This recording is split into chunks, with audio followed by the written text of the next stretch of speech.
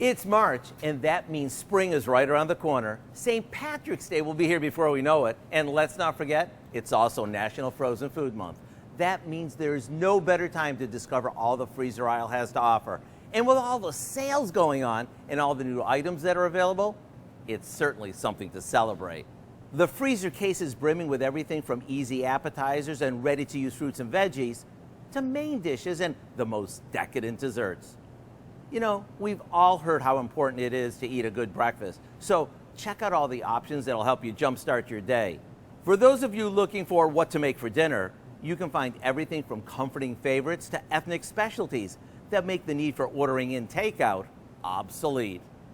On a special diet or watching what you eat, you're in luck, because there's a huge selection of organic, kosher, plant-based selections, as well as, let's just say, items that help us keep us smiling when we hop on the scale. There's also plenty of gluten-free options too. Oh, boy, are those tasty. By simply mixing and matching a few featured items together, we came up with what we call our 10-minute chicken skillet. And yes, you can find all the basic ingredients for this in the freezer aisle. To get the recipe, simply visit our website.